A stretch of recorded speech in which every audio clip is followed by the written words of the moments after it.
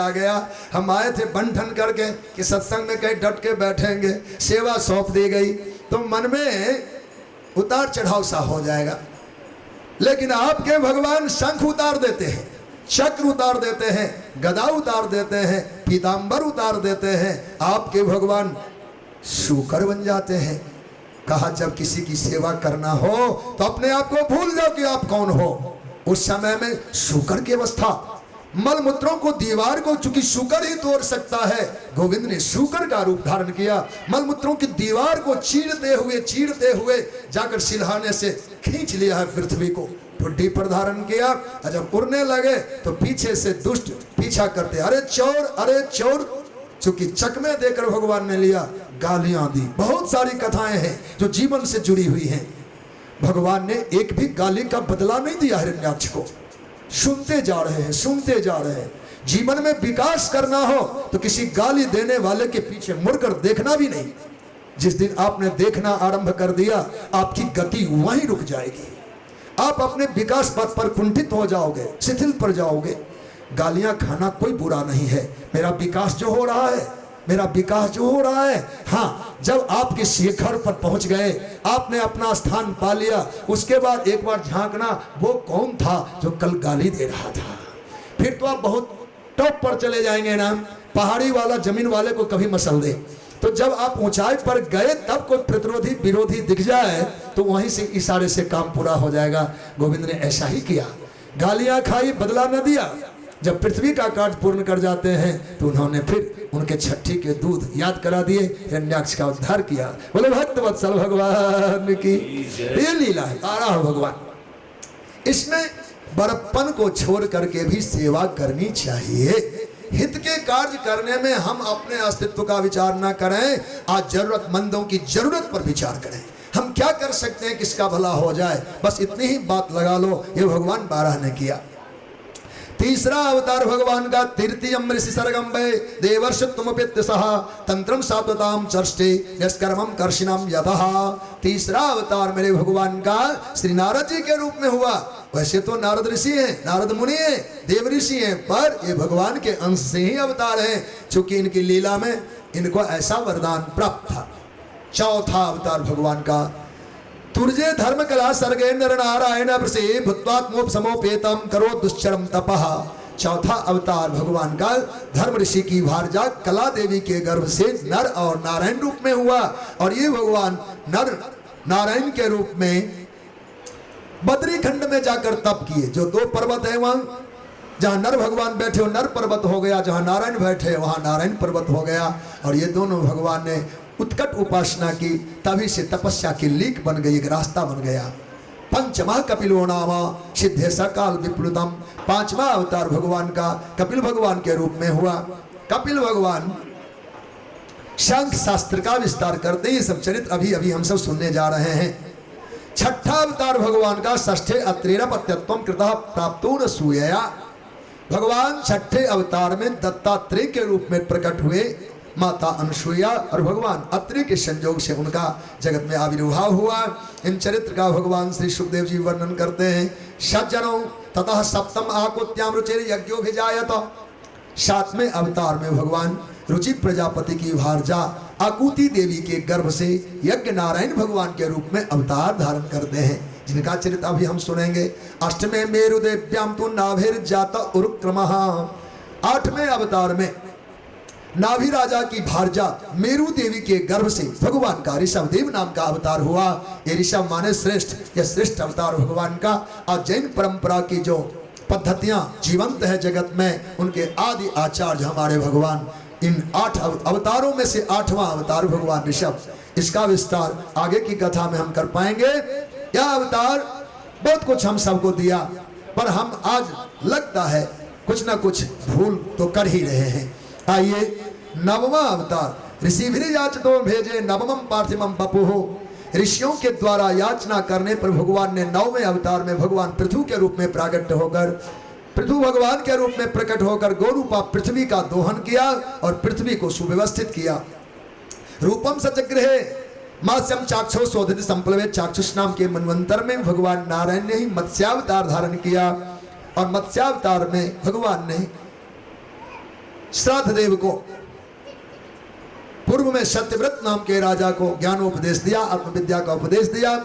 भगवान ब्रह्मा के वेद जो खो गए थे जम्हाई लेते क्रम में, उन सबको प्रकट करके दिया। यह सब कथाएं वर्णित हैं।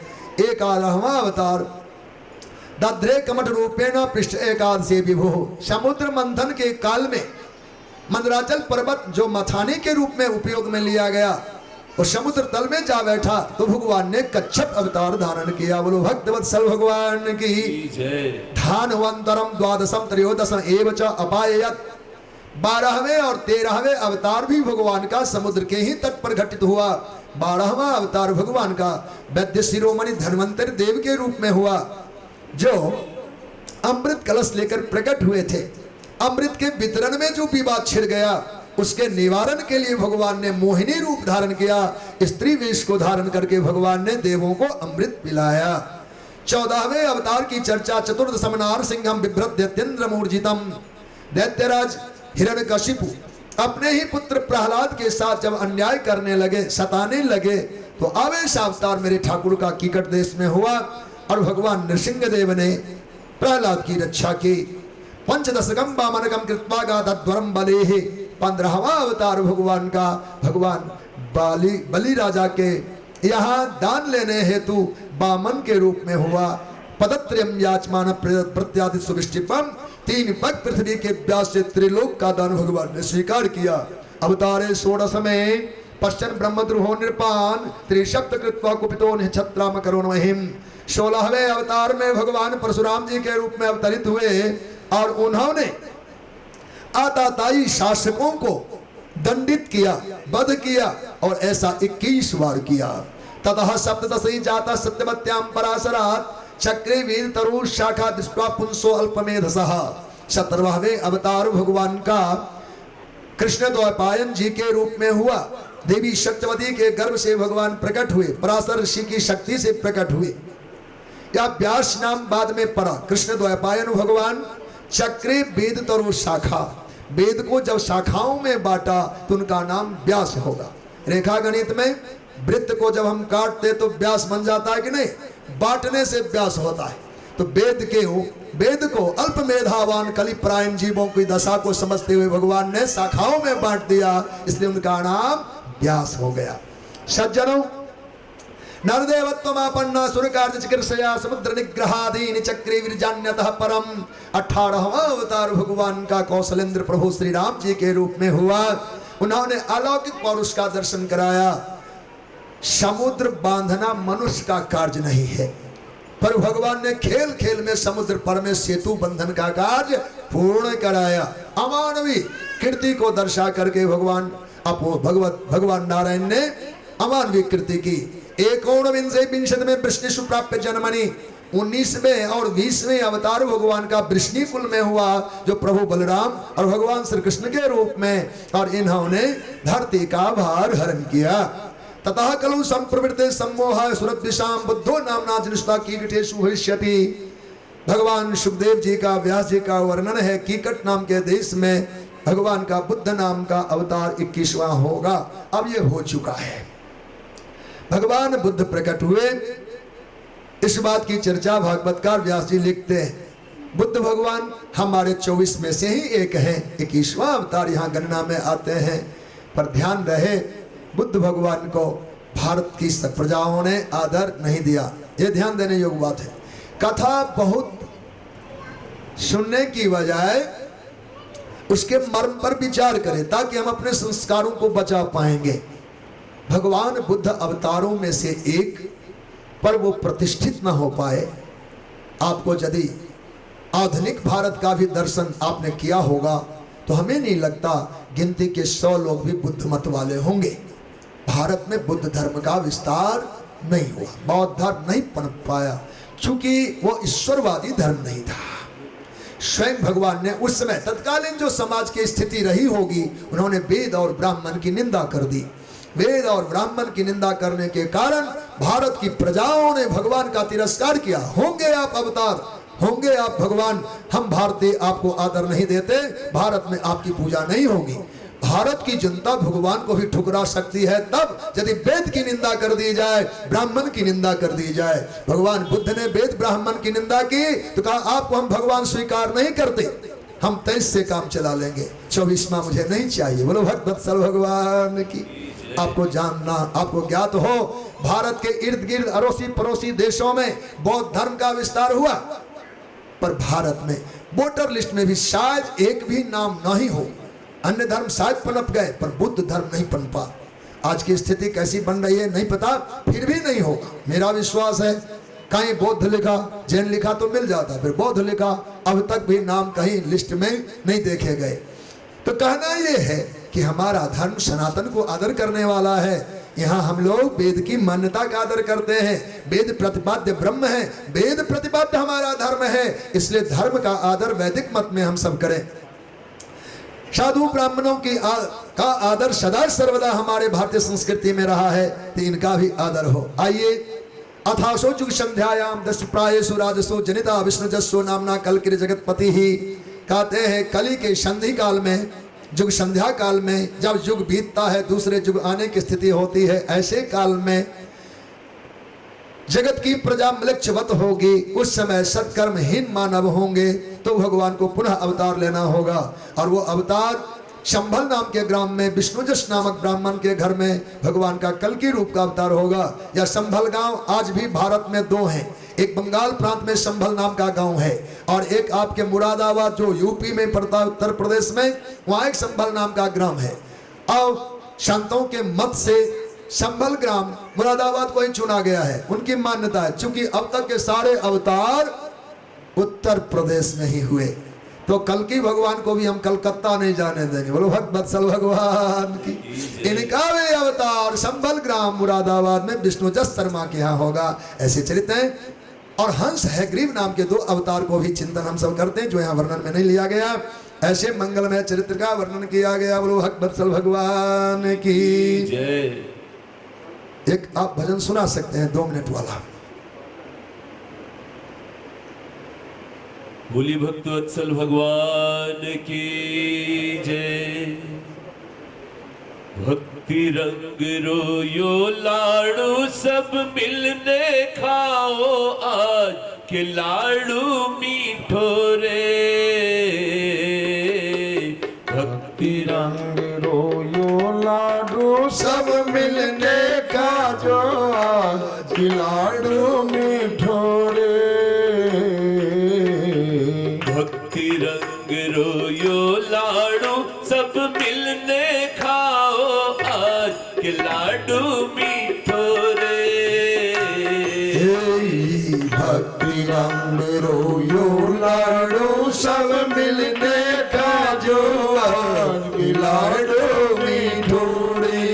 मिलने खा जो आज के लाडू मीठो रे। सब मिलने खा जो आज लाडू मीठो रे। या लाडू में मोक्ष रिखान, या लाडू में मोक्ष रिखान, या लाडू में मोक्ष रिखान, या लाडू में मोक्ष रिखान। मत कर जो, मत कर जो, मत कर जो आप विचार लाडू मीठो रे। मत कर जो आप विचार लाडू मीठो रे। भक्ति रंग रोयो लाडू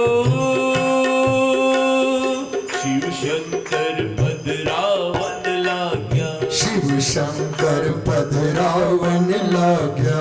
शिव शंकर पधरावन लाग्या। शिव शंकर पधरावन लाग्या। जब चाख्यो, जय हो, जब चाख्यो, जय हो, जब चाख्यो इन रो स्वाद लाडू मीठो रे। जब चाख्यो इन रो स्वाद लाडू मीठो रे। भक्ति रंग रोयो लाडू बच्चा बूढ़ा और जवान। बच्चा बूढ़ा और जवान, बच्चा बूढ़ा और जवान।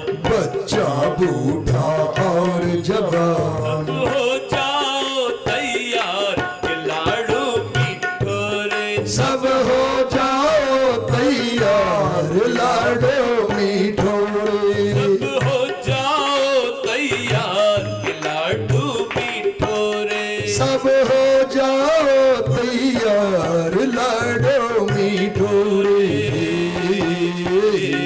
भक्ति रंग रोयो लाडू सब मिलने का जो आज लाडो मीठो रे। सब मिलने का जो आज लाडो मीठो रे। सब मिलने का जो आज लाडू मीठो रे। सब मिलने का जो आज लाडो मीठो रे। हरे राम राम राम हरे हरे, हरे कृष्णा कृष्णा कृष्णा हरे हरे। बोलिए हरे राम राम राम हरे हरे, हरे कृष्णा कृष्णा कृष्णा हरे हरे। सब हो जाओ तैयार लाडो मीठो रे। सब हो जाओ तैयार लाडो मीठो रे। सब हो जाओ तैयार लाडो मीठो रे। भक्त वत्सल भगवान की पुण्य सलिला गोमती गंगा जी के तट पर परम भागवत सूची महाराज शौनकादि ऋषियों को भागवती चरित्र का गान श्रवण कराते हैं। हे हरि भक्तों, भागवत जी के विस्तार का चिंतन किया गया, किस प्रकार से भगवान व्यास ने इनकी रचना की। व्यास कथा की लालसा मुनियों के मन में जागृत हुई। यहाँ व्यास चरित्र का वर्णन किया है भगवान श्री सूत जी ने। कहा हे मुनियों, एक बार भगवान श्री नारद जी का व्यास जी की कुटिया पर आगमन हुआ। अथतम सुखमासीना उपासीना विरच्छ्रवाः देवर्षि प्राह विप्रर्षि बीणा पाणी स्मन्यवाः। बीणा पाणी भगवान श्री नारद जो सरस्वती जी के पावन तट पर में व्यास गुफा है, व्यास भगवान की कुटिया है, वहां पधारे। व्यास जी का दर्शन किया, पर व्यास भगवान में प्रसन्नता नहीं थी। एकांत में रहने वाले, सारस्वत साधना करने वाले, 17 पुराणों के रचयिता, 1 लाख श्लोकों में महाभारत जैसे ग्रंथ के प्रणेता, और व्यास जी के मन में प्रसन्नता नहीं, क्यों? तो भगवान श्री नारद जी ने कुशल पूछा। पाराशर्ज महाभागा, हे महाभाग, हे पराशर नंदन, पाराशर्ज महाभागा भवता कचिदात्मन परितुष्यत शारीर आत्मा मानस एव वा। हे महात्मन, हे पराशर नंदन, हे भगवान व्यास जी, आप कहिए आप कुशल से हैं ना? पर कुशल कितना दिव्य पूछा गया है। ठीक है तो ठीक है कहा कि हम लोग काम नहीं चलाते। लौकिक व्यवहार, आप ठीक है? ठीक है। कहाँ ठीक है, कितना ठीक है, क्या क्या ठीक है, इसमें ज्ञात नहीं हो पाता। पर व्यास जी से नारद भगवान ने जब कुशल पूछा, वैसे शरीर के अनेकों भाग बांटे गए, उतनी सूक्ष्मता का चिंतन नहीं करते, लेकिन मौलिक स्थूल में 3 भाग है, शरीर, आत्मा और मन। 3 हिस्से, शरीर, आत्मा और मन। तीनों की कुशलता की जरूरी है। तीनों ही कुशल हो तो कुशल है। तो सज्जनों, आज व्यास जी से पूछा गया, महात्मन आप कहें आपका शरीर तो स्वस्थ है ना, आपकी आत्मा तो प्रसन्न है ना, आपका मन तो स्वस्थ है ना? 3 प्रकार से कुशल। शरीर कुशल हो और मन कुशल ना हो तो कैसा होगा? शरीर और मन कुशल हो और आत्मा कलुषित हो तो कैसा होगा? इसलिए किसी एक के अभाव में कुशलता पूर्ण नहीं मानी जाएगी। इसलिए तीनों की कुशलता का चिंतन किया व्यास जी से भगवान नारद जी ने कहा कि शरीर, आत्मा, मानस एवं वा। कहिए बाबा, आपका शरीर तो स्वस्थ है ना, आपकी आत्मा प्रसन्न है ना, आपका मन स्वस्थ है ना? 3 प्रकार से जब कुशल पूछे और एक एक विषय और एक एक बिंदु पर इशारा किया जब भगवान नारद जी ने, तब तो कहना पड़ेगा। वैसे तो हमारी आपकी तरह ठीक है तो कहते ठीक है, पर बात वहां नहीं रुकी, उन्होंने 3 भाग कर दिया। शरीर ठीक है तो कानापुरा ठीक है, आत्मा ठीक है, मन ठीक है। हिस्से हिस्से अलग करके जब पूछा तो जो हिस्सा कमजोर था उसको प्रकाशित कर दिया। बोलो भक्त वत्सल भगवान की। कहा जिज्ञासितम, महाराज आपने जैसा कुछ कहा है, जिज्ञासितम अधीतम च यद ब्रह्म सनातनम। हे भगवान, आपके द्वारा पूछे गए प्रश्नों में मैं आपकी जिज्ञासा शांत करूं। अस्तेव में सर्मिदम तो एकदम तथापि नात्मा परितुष्यते में। आपके कहे गए सभी कुशल तो ठीक, पर हमारी आत्मा परितुष्ट इस समय नहीं है, और आत्मा संतुष्ट नहीं है। तो नारद जी ने कहा मैं तो मानता हूं आप जैसा सुखी धनी कोई संसार में नहीं होगा। आपने 17 पुराणे लिखी और आपने 1 लाख श्लोक में महाभारत जैसा ग्रंथ लिखा। महाभारत कोई साधारण ग्रंथ भारत की धरोहर नहीं है। लोग तो मानते इसको घर में रखने से झगड़ा होता है, इसलिए भारतीय लोग महाभारत पढ़ने से वंचित रह गए। भारत के लोग प्राय मानते हैं घर में महाभारत रखोगे तो महाभारत हो जाएगा। अरे जिसके घर में महाभारत होगा उसको परम शांति भी तो होगी, इसमें शांति पर्व भी तो है। तो केवल शांति पर्व पढ़ो तो परम शांति हो जाएगी। केवल मोक्ष धर्म का निरूपण है शांति पर्व में, तो क्यों नहीं पढ़ा जाए? लोग मानते हैं, लेकिन ध्यान रहे हमारे विचारकों ने कहा जन्न भारते तन्न भारते। जो महाभारत में नहीं है जानिए भारत में नहीं है। भारत के किसी ज्ञान कोश में वो कथा नहीं मिलेगी जो महाभारत में ना हो। अब महाभारत में नहीं है इसका मतलब भारतीय सारस्वत खजाना में कहीं भी वह कथा मिलने वाला नहीं। ये हमारा सागर है, पंचम वेद के रूप में महाभारत को स्वीकार किया गया। तो महाभारत जैसे ग्रंथ हमको प्राप्त है, आपने ऐसी रचना की है, फिर भी आप संतुष्ट नहीं। तब नारद जी ने अपनी ओर से मंत्रणा चिंतन किया, विचार किए, दवा ढूंढना आरंभ किया। अगर इतना रोगी आप हैं तो रोग का कारण क्या हो सकता है? अगर आपके रोग अब भी निदान रहित है तो मैं मानता हूं कि आपके रोग का कुछ कारण अन्य ही होगा।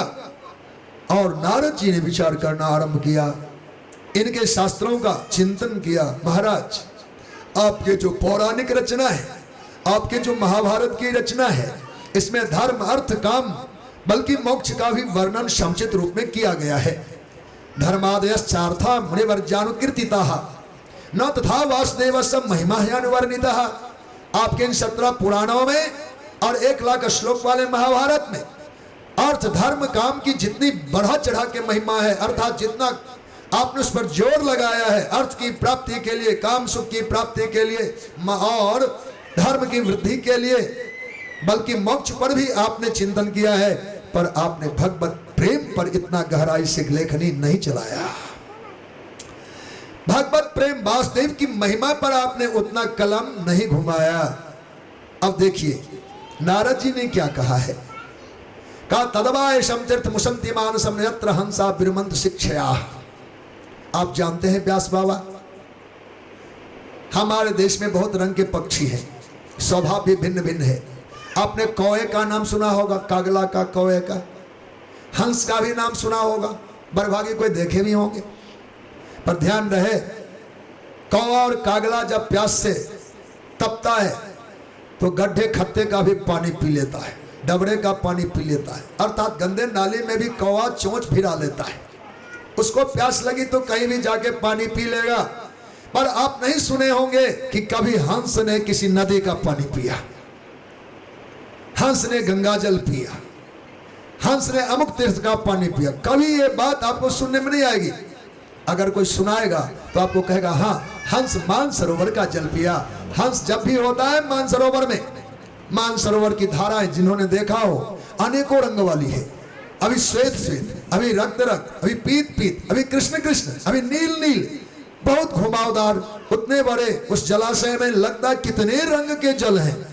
हंस उसी में रहता है, हंस जहां बसता है वह मानसरोवर है। तो हंस को आनंद दे, सुख दे, वह तीर्थ तो केवल मानसरोवर ही है जहां वह जुगल पक्षी निवास करता है। भरभागी कभी कभी लोग जाते हैं कैलाश यात्रा में तो नजर आ जाता है हंस का, पर हंस को कभी धरती के किसी भी नदी तालाब में बहते जल में मुंह मारते पीते देखा नहीं गया। अब ध्यान दीजिए विषय पर। दुनिया के सभी ग्रंथों को आम लोग कोई पढ़ ले सुन ले हो सकता है, पर जिसमें भगवान की प्रीति की गाथा नहीं गाई गई, वो भगवान के पार्षद, भगवान के भागवत, भगवान के परमहंस, वो कभी भी उधर बुद्धि नहीं ले जाते। आप कितना बढ़िया लिखते से कोई उनको मतलब नहीं होता, इसमें रामकृष्ण की प्रीति है नहीं। छोटे से भी ग्रंथ में अगर प्रेम छलछलाता हो तो साधु चिपका के छाती से लगाते हैं। अगर मोटे से मोटे ग्रंथ आपने लिखा और भगवत प्रेम उसमें वर्णित नहीं है तो उसको साधु स्वीकार नहीं करते। ये तो बात हंस की आपको बताया कि वो दूध ही पीता है, मोती ही खाता है, मानसरोवर में ही रहता है। आप भागवत यदि पढ़ते हैं अपने लोग, उसमें अध्याय की समाप्ति पर क्या कहा जाता है? परमहंस संहितायाम, या परमहंसों की संहिता है।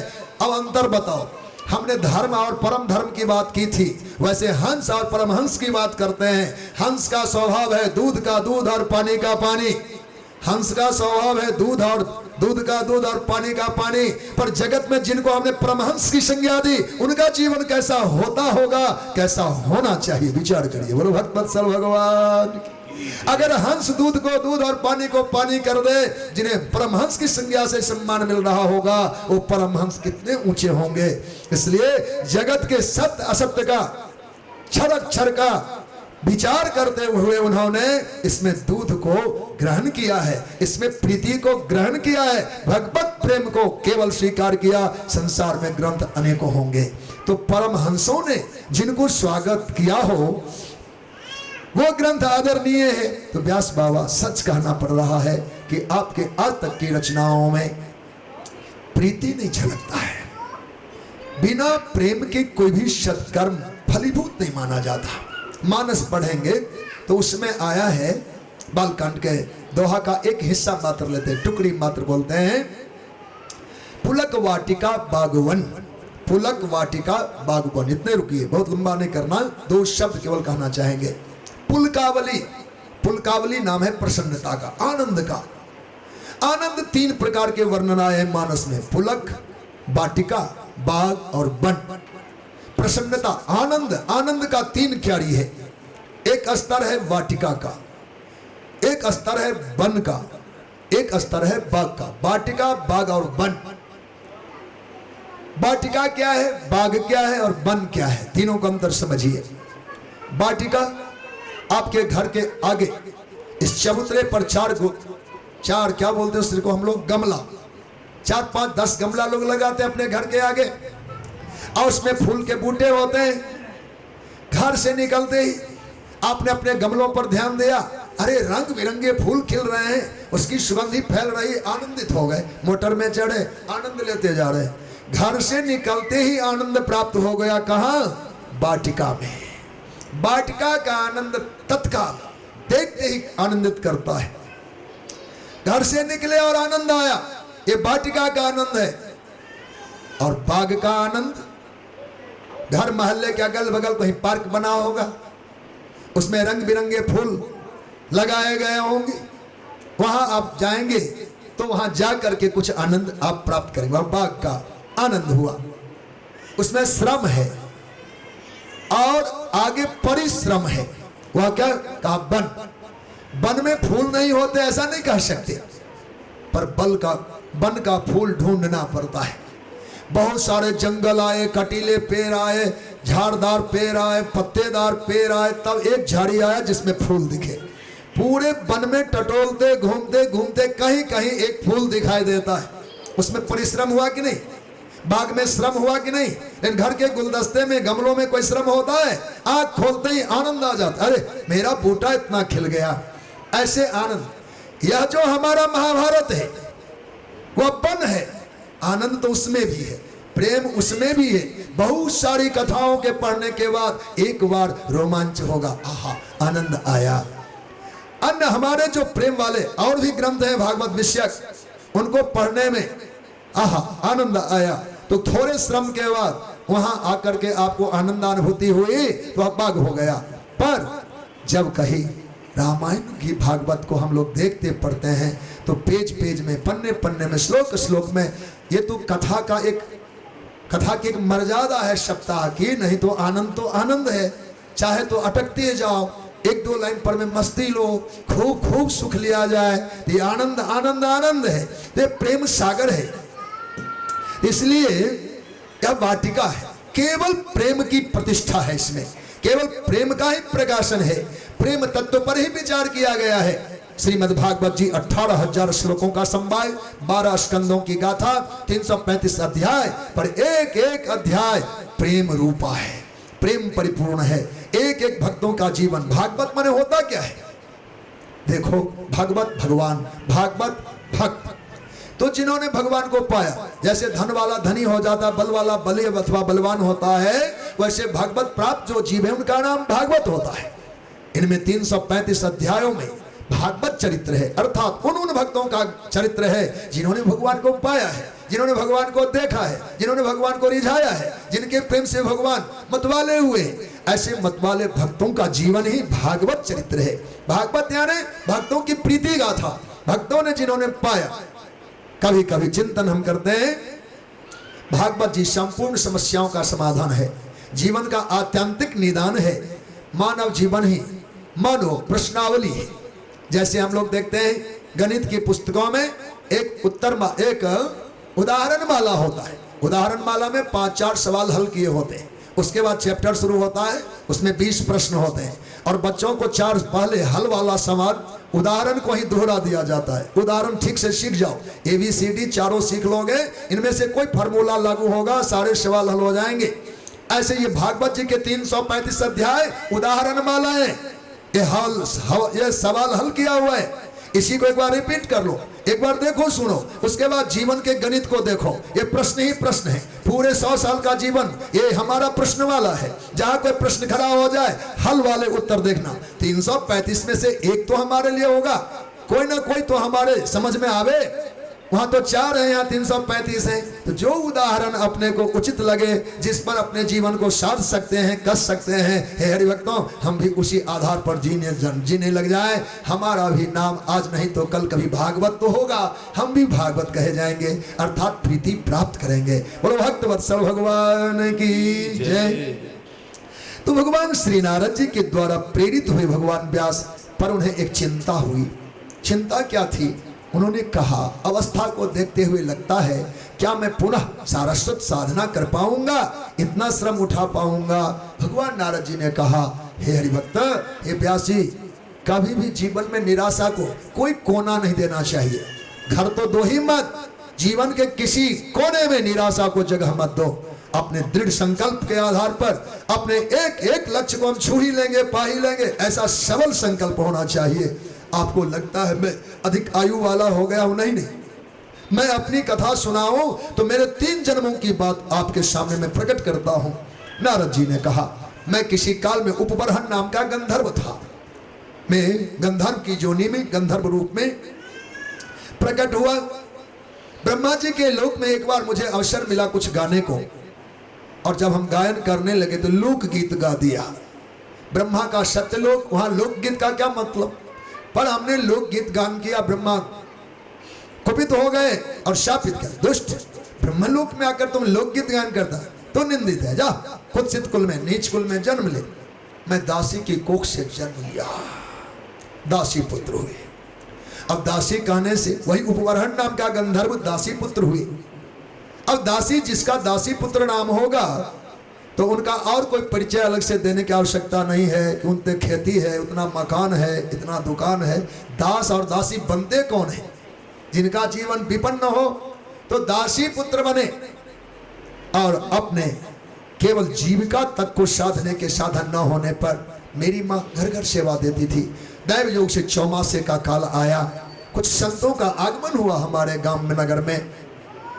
मेरी माँ उन संतों के आश्रम की झाड़ू बहारू बर्तन सेवा में लगा दी गई। मैं नन्हा सा बालक माँ के साथ उन्हीं संत की कुटिया पर में माँ के साथ साथ सेवा में तल्लीन हुआ।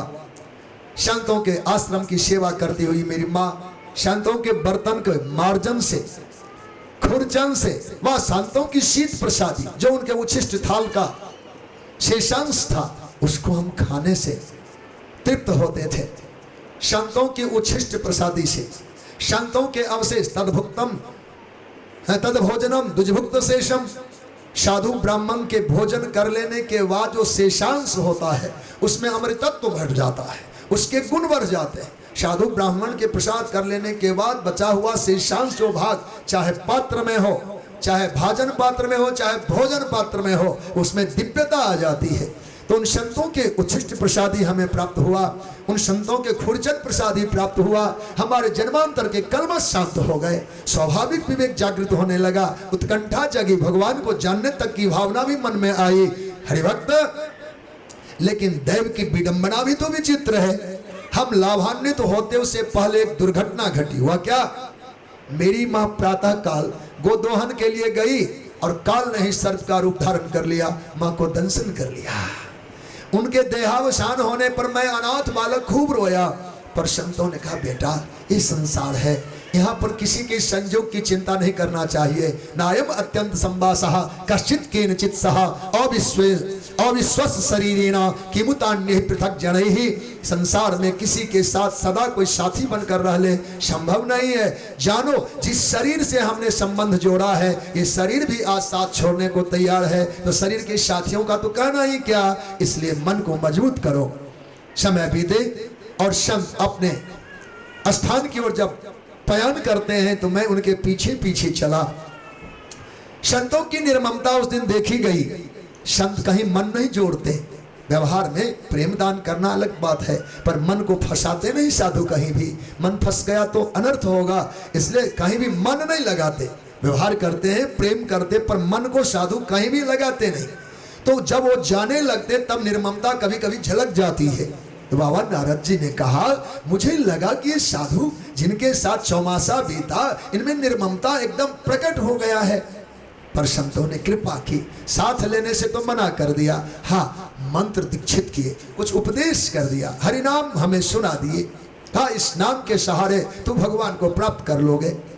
व्याकुलता में उन्हीं नाम का चिंतन करना आरंभ किया। छटपटाहट थी, यह जो वियोग संतों का हुआ, उस समय नाम में जो रति हुई, नाम की जो प्रीति हुई, और विकल मन से भगवान का स्मरण किया, आकाश में एक अग्नि पिंड प्रकट हुआ। अग्नि की ज्वाला से आवाज आई, हे वत्स, इस समय तुम मेरे दर्शन के अधिकारी नहीं हो। अंतर कषाय जिसके जीवित होते हैं वह मेरे दर्शन का पात्र नहीं होता। भगवान नारद जी ने कहा भगवान की वाणी हुई, स्फुट वाणी थी, पर दर्शन नहीं दिया। प्रकाश पुंज का केवल दर्शन मैंने किया। उस प्रकाश पुंज की आवाज थी, हे बालक तुम अभी मेरे दर्शन के अधिकारी नहीं हो।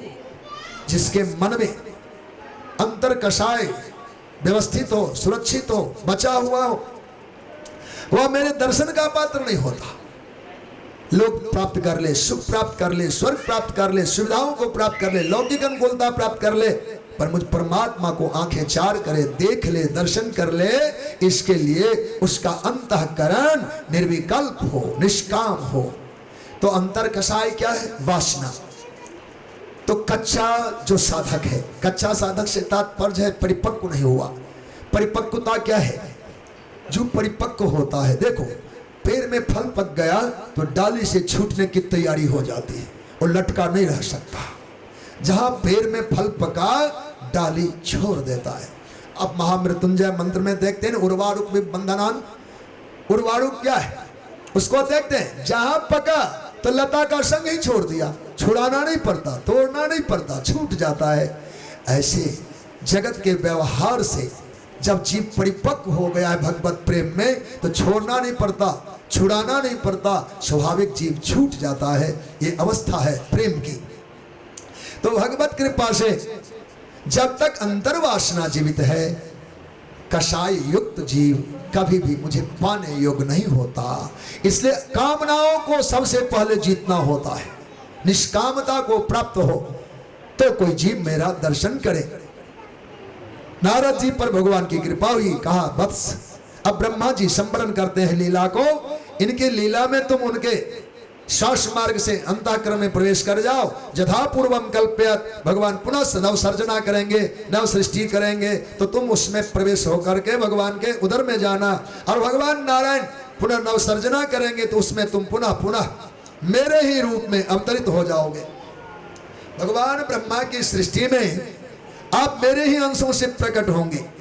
भगवान आज मैं नारद जी हो गया, भगवान ने मुझे आशीर्वाद दिया, मैं तुम्हारे अंशों से प्रकट होऊंगा। भगवान ने मेरा रूप धारण करने का विचार किया। भगवान तीसरे अवतार में आए, देवर्षि नारद जी का जब 3 जन्मों में मैं झूल सकता हूं और झेल सकता हूं, तो बाबा आज निराशा किस बात की, आप आधान करें, आज भी आप अनुसंधान करें, आज से आप संकल्प करें, आप सफल होंगे। कहा जाता है व्यास भगवान ने जहां विचार करते बुढ़ापन की, उन्होंने 100 दिव्य वर्षों तक तप किया सरस्वती जी के तट पर। 100 वर्षों के बाद जब समाधि खुली उनकी, तब फिर लेखनी ने इस पावन ग्रंथ की रचना आरंभ किया, जो श्रीमद् भागवत गाथा के रूप में प्रकट हुआ। बोलो भक्त वत्सल भगवान की जय।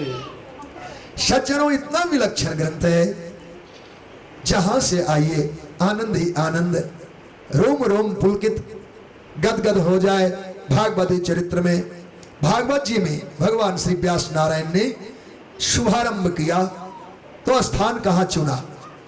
राधे गोविंद भजु मन श्री राधे, श्री राधे गोविंद भजो मन श्री राधे, श्री राधे गोविंद भजु मन श्री राधे, श्री राधे गोविंद भजो मन श्री राधे, हे श्री राधे श्याम राधे, श्री राधे श्याम राधे, श्री राधे श्याम राधे, श्री राधे श्याम राधे, श्री राधे गोविंद भजु मन श्री राधे, श्री राधे गोविंद भजो मन श्री राधे, हे श्री राधे गोविंद भजु मन श्री राधे, श्री राधे गोविंद भजो मन श्री राधे, हे श्री राधे गोविंद भजु मन श्री राधे, श्री राधे गोविंद भजो मन श्री राधे। श्री राधा गोविंद भगवान की जय, भक्त वत्सल भगवान की जय, पुण्य सलीला गोमती गंगा जी के तट पर परम भागवत सूत जी महाराज भागवती चरित्र का गान करते हैं। शौनक आदि 88,000 ऋषि मुनियों के बीच मधुमय मंगलमय भागवती चरित्र आसूत जी प्रसाद स्वरूप संतों को पान कराते हैं। भागवत जी के मंगलाचरण पर हम सब कल वाणी को विराम दिए थे, वहीं से आरंभ करते हैं। जन्मादस्य यतुन्नयादि तरतस चार्थेष्वभिज्ञस्वराट तेने ब्रह्म हृदय आदि कवये मुह्यन्ति जतसूरयः तेजो वारि मृदाम जथा विनिमयो यत्र त्रिसर्गो मृषा धाम्ना स्वेन सदा निरस्तकुहकं सत्यम परम धीमहि। यह जो भगवान व्यास जी की वाणी में मंगलाचरण के मंत्र हैं, संपूर्ण भागवत का सार सर्वस्व इसमें छिपाया हुआ है। व्यास जी ने जब भागवत जी की रचना की, तो रचना के क्रम में एक विचार मन में आया, हमारी उपासना के जो इष्ट देव हैं, उनके आराधना के जो हम इस प्रेम प्रसाद का संचय संगठन या सृजन करते हैं, इनमें अपने ठाकुर जी का नाम क्या रखें? भगवान का नाम इन भागवत जी में क्या निरूपण किया जाए? मंगलाचरण में विचार में पड़ गए। व्यास जी जानते हैं, उन्होंने कली के मानव के बुद्धि मेधा की क्षीणता का विचार करते हुए ही वेदों को भागों में शाखाओं में बांटा था, इसलिए उनका नाम व्यास हो गया। तो भागवत में भी विचार रहा, भागवत जी में भगवान के किन नाम का हम मंगलाचरण में स्मरण करें। कदाचित श्री राम नाम का चिंतन कर लेते हैं, निश्चित कली परायण जीव कुछ हिस्सों में बट जाएंगे और केवल श्री राम जी के उपासक लोग ही भागवत का आदर कर पाएंगे, बाकी लोगों के द्वारा इनकी अपेक्षा नहीं रह जाएगी। कदाचित कृष्ण नाम से इनको हम मंगलाचरण में संबोधन व चिंतन करें, निश्चित है उनका भी कोई एक परिवेश होगा। वो कृष्ण उपासक भक्तों की एक श्रेणी, एक उनका समूह होगा, उतने ही लोगों के द्वारा भागवत जी का आदर होगा। संप्रदायों में बटे हुए भारतीय संस्कृति पर उनका गहन और पैनी चिंतन रहा। व्यास जी ने सोचा किन्हीं एक देव का नाम लिखने से लगता है पक्षपाती विषय हो जाएगा, कुछ के द्वारा आदर और कुछ के द्वारा उपेक्षा का। हमारा शास्त्र, हमारा यह भागवत तत्व पत्र न बन जाए तो हम क्या करें। उन्होंने निश्चय करके कहा क्यों नहीं मैं उन परमात्मा के परम सत्य जो सत्य स्वरूप ब्रह्म है, सत्य ही नाम रख लूं।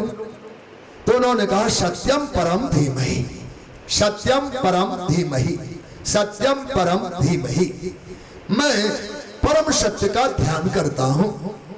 निश्चित बात है कोई भी धर्म परायण मानव, भक्त, साधक, उपासक सत्य से परहेज नहीं कर सकते। उनके भगवान नाम से चाहे कुछ भी हो, पर होंगे परम सत्य। उनके भगवान चाहे कोई हो, देश विदेश कहीं भी, जो कोई भगवानवादी है, ईश्वरवादी है, उन्होंने ईश्वर का नाम कुछ भी रखा हो, माना कि ए, माना कि बी, माना कि सी, परमात्मा का कोई भी मानक नाम रखा होगा तो विश्वास करें उनको वो सत्य ही मानते होंगे। परमात्मा परम सत्य है, नाम उनका भिन्न भिन्न हो सकता है। इसलिए व्यास जी ने सोचा क्यों नहीं अपने भागवती ब्रह्म का नाम मैं भी सत्य ही रखूं, क्योंकि सत्य से कोई लोग परहेज नहीं करेंगे, चाहे किसी भी धर्म का अवलंबन लेते हो। इसलिए सत्यम परम धीमहि। पर जिन सत्य की मैं चर्चा करने जा रहा हूं, जिनकी कथा लिखने जा रहा हूं, वो सत्य कैसे हैं? चूंकि सत्य में भी भ्रांति हो सकती है, सत्यवाचक सत्य भी है। कोई सत्य बोलने वाला हो, वहीं तक बात हमारी रह गई तो क्या होगा। हम जिस परम सत्य की बात कहने जा रहे हैं उनकी महत्ता तो दर्शा दूं, इसलिए वेदांत का एक सूत्र उठाया, का जन्माद्यस्य यतः सूत्र है वेदांत में। इसका तात्पर्य होता है जन्माद्यधिकरणम है। जन्म आदि अधिकरण में चिंतन किया गया है कि जन्म आदि, आदि से तात्पर्य और भी क्या होगा। जन्म के बाद होता है पोषण, अपोषण के बाद होता है मरण।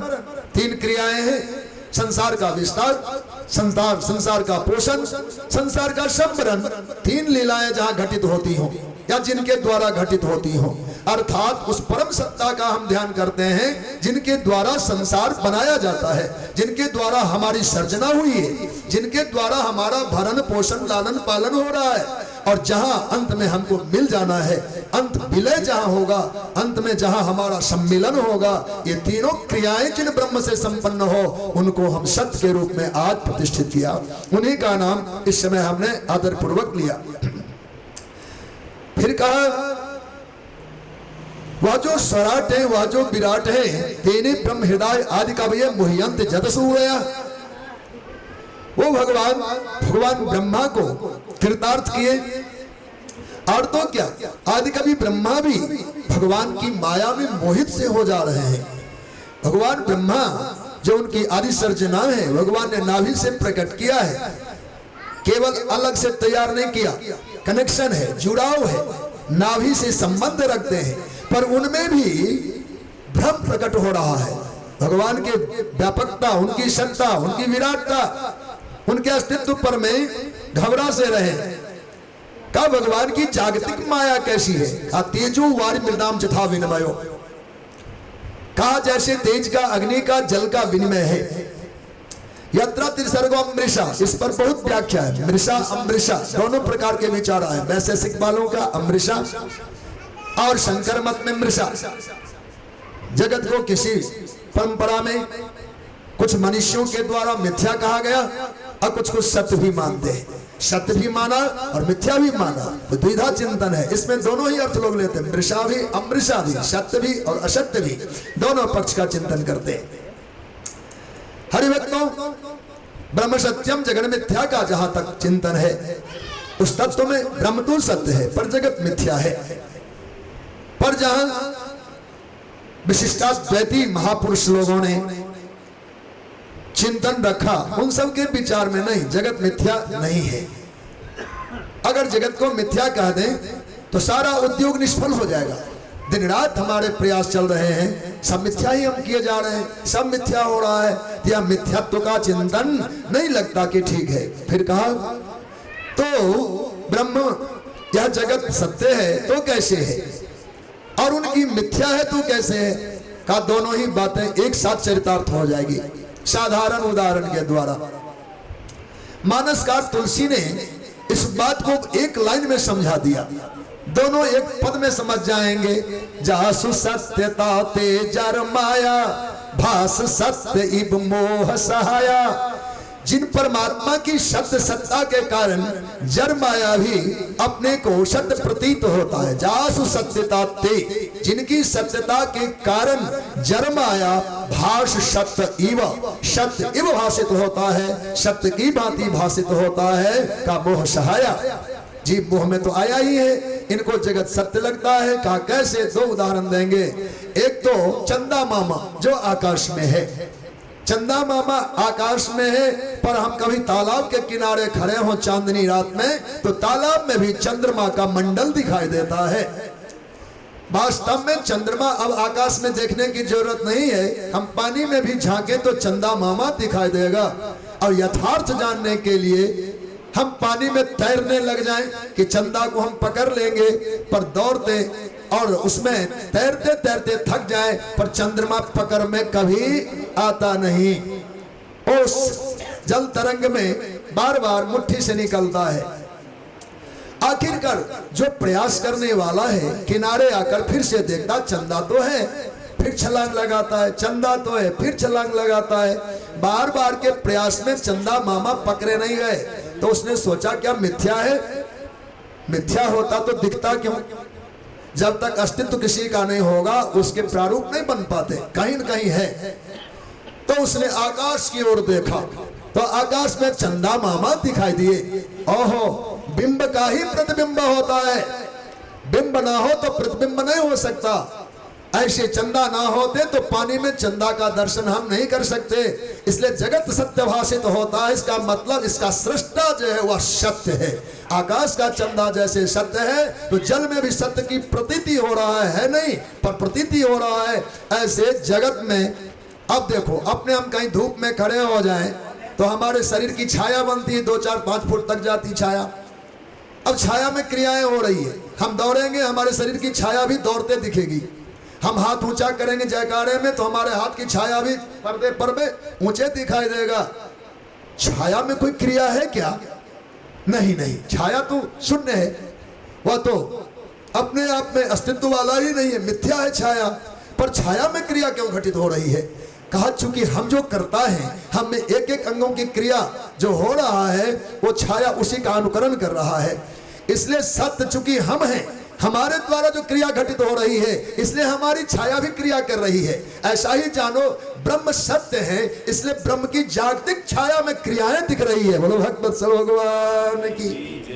जब तक जगत में क्रिया आपको देखने को मिले, जानो जगत का सृष्टा सत्य है, निश्चित सत्य का ही यहाँ छाया है जिसमें क्रियाएं घटित हो रही हैं। और हम लोग सत्य में निर्वाह करते हैं, हम झूठ में नहीं चल रहे। सत्य की छाया सत्य होती है, हमारी छाया सत्य है। हमारे चलने टहलने का काम मेरी छाया कर रहा है।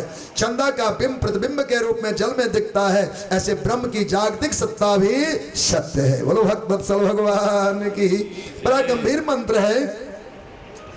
तो भगवत कृपा से वह जो जगदात्मा है, धामना स्वेन सदा निरस्त कुहुकम सत्यम परम धीमहि, धामना स्वेन सदा निरस्त कुहुकम, वह जगदात्मा जिन उपासक पुरुषों के द्वारा जिन्होंने ध्यान किया, उनके अंतर को, उनके अंतर में निविष्ट होकर के उनके कुहुक को, पापों को निवारण कर देते हैं। ऐसे शक्ति स्वरूप ब्रह्म का हम सब ध्यान करते। प्रथम मंत्र में ऐसा चिंतन आया, धर्म प्रोचित कैतवोत्र परमो निर्मत्सराणाम सताम विद्यम वास्तव मत्र वस्तु शिवदम तापत्रयोन्मूलनम श्री मद्भागवते महामुनि कृते किंबा परैरीश्वरः सद्यो हृदयवरुध्यते अत्र कृतभिः शुश्रूषुभिः तत्क्षणात्। हे हरिभक्तों, जिन भागवत जी की गाथा सुनने के लिए हम सब आज श्रद्धा सुमन लेकर भगवान के चरणों में बैठे हैं, यह कैसा दिव्य फल है। धर्म प्रोजित कैतवोत्र परमाम, धर्म वृक्ष का यह परिपक्व फल है। कहा खासकर निर्मत्सराणाम सताम, निर्मत्सर जो संत हैं उनका धन है, और सताम नाम संपदा का भी है, सताम नाम संतों का भी है, दोनों अर्थ लिए जाएंगे। निर्मत्सराणाम सताम, केवल निर्मत्सराणाम कहने से संतों का बोध हो गया, चूंकि संत होते ही निराहंकारी हैं। वो निश्चित रूप से शून्य अहंकार वाले होते, सरल होते हैं, झुके और विनम्र होते हैं। ऐसे जो सत्पुरुष हैं उनकी आप भागवती संपदा है, उनकी थाती है, उनका यह धन है। अथवा दोनों एक साथ करें, निर्मत्सराणाम सताम, जो निर्मत्सर साधु हैं उनकी यह संपदा है, वैभव है। विद्यम वास्तव मात्र वस्तु शिवदम, इनको वास्तव में क्या जाना आ जाए भागवत जी को। वेद्यम जानो वास्तव मात्र, यह वास्तव में क्या है, वस्तु शिवदम, शिवद वस्तु है। शिवद माने होता है कल्याण प्रद, कल्याण देने वाला। भागवत जी कल्याण प्रद है। कहा कैसे कल्याण प्रद है, का अपेक्षाओं की सारे फल फूलों को ये वर्षा कर देते हैं। वस्तु शिवदम, फिर का तापत्रयोन्मूलनम, 3 प्रकार के ताप से जीव त्रस्त है जगत में, दैहिक, दैविक, भौतिक। ये 3 प्रकार के ताप प्राणी मात्र को सता रहा है। तीनों ताप को साधारण अर्थ समझिए। दैहिक ताप कहते हैं देह में रोग का लग जाना, दैविक ताप कहते हैं ग्रहों की प्रतिकूलता, और भौतिक ताप कहते हैं आर्थिक विपन्नता। अभाव, जीने जीवन यापन के सामग्री का अभाव जिनके जीवन में है वो भौतिक ताप सह रहे हैं। जिनको मन में उद्विग्नता, बेचैनी और बार बार जीवन में विफलता की प्राप्ति हो रही है, जानो दैविक ताप सह रहे हैं। ग्रहों की प्रतिकूलता का दबदबा उन पर है, और जिनके जीवन में अनेकों रोग उन्हें ग्रसित किए जा रहा हो वो दैहिक ताप तप रहे हैं। तो दैहिक, दैविक, भौतिक, यही 3 ताप हैं। यह श्रीमद् भागवत जी की गाथा तापत्रयोन्मूलनम, इनके आश्रय को स्वीकार करने वाले जीव इन तीनों ताप से उपराम हो जाते हैं, चूंकि ये कल्याण प्रद है। जब कल्याण बांटेंगे तो ताप कहाँ ठहरेगा, इसलिए तीनों तापों से उन्मुक्त हो जाता है, छूट जाता है वह जीव जो भागवत जी की शरण को स्वीकार करता है। व्यास जी को कहना पड़ा, श्रीमद् भागवते महामुनि कृते किंबा परैरीश्वरः, या श्रीमद् भागवत जी की गाथा महामुनि व्यास कृत जो यह रचना, मैं क्या कहूँ, वास्तव में ईश्वर ही है। इसलिए वांग्मय विग्रह भगवान का कहा जाता है। किंबा परैरीश्वरः, साक्षात भगवान गोविंद ही या अक्षरावतार, शब्दावतार, मंत्रावतार, खासकर भागवतावतार के रूप में प्रकट हैं। अक्षर अक्षर भागवत जी का ब्रह्म का स्वरूप है। भगवान के सर्वांग विग्रह इसमें वांग्मय विग्रह के रूप में प्रकट है। अब आइए भागवत जी की सबसे बड़ी विशेषता क्या है। कहा सत्यो हृदय विरुद्धते अत्र कृतभिः शुश्रूषुभिः तत्क्षणात्। जिस समय श्रोता शुश्रू होकर सोने की अभिलाषा, सुनने की अभिलाषा लेकर के भगवान की कथा के परिवेश में, परिषद में, मंडप में, मंडल में बैठ जाते हैं, तो उस समय भगवान एक अद्भुत लीला करते हैं। वह लीला क्या है, सत्यो हृदय विरुद्धते। सत्यो, जहां कोई श्रोता पंडाल में आकर बैठा तो भगवान फट उसकी छाती पर जाकर बैठ जाते। बोलो भक्तवत्सल भगवान।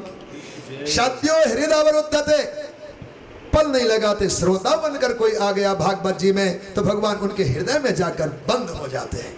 सत्यो, सत्यो, तत्काल कोई श्रोता जहां भगवान की शरण में आया, भागवत जी के आश्रय को लिया, तो उनके हृदय में भगवान आकर बस जाते हैं। आपको जगह खाली मिले तो बैठेंगे कि नहीं? लोग टटोलते हैं किधर खाली है, किधर खाली है, तो भगवान देखते किधर से खाली वाला आया तो उनके हृदय में जाकर जगह बनाते। सत्यो हृदय विरुद्धते अत्र कृतभिः शुश्रूषुभिः तत्क्षणात्। ऐसे पुण्यात्मा जो भगवान की शरण में आए, भागवत जी की शरण में आए, उनके हृदय में भगवान तत्काल बंद हो जाते। अवरुद्ध माने होता है बंद होना। भक्त के हृदय में जाकर भगवान बंद हो जाते हैं, बंद हो जाते हैं। वजह क्या है? सच पूछिए तो हमें श्रोतापन की भी योग्यता नहीं है, हम श्रोता भी नहीं बन सकते। श्रोता का गुण भी हम में वास्तव में नहीं है। वो परमात्मा ही है कि 4 घंटे 5 घंटे चाहे अधिक भी बैठे रहते हैं। भगवान अपने कीर्ति के वक्ता भी हैं, अपने कीर्ति के श्रोता भी हैं। स्वयं अपने कीर्ति का वक्ता और अपने श्रोता भी हैं। ऐसा नहीं कि कोई वक्ता बहुत विद्वान होगा तो बहुत कुछ अच्छा सुना दिया। वो भगवान की कृपा से ही जो 2 शब्द मुंह से निकले वो जाने भगवान वो क्या कहते हैं, कैसा कहते हैं। नहीं तो क्या ताकत है, 2 अक्षर पढ़ने वाला विद्वान नहीं हो सकता। और हम सब जो बैठे घंटों सुनते रहते हैं, संभव नहीं है। घर में घुटने टेढ़े होते हैं, कहीं दर्द महसूस होता है, कहीं कुछ होता है। ये सब बातें वहाँ अनुभूति में आती, पर यहाँ अनुभूति से हम परे हो जाते हैं, होश नहीं रहता।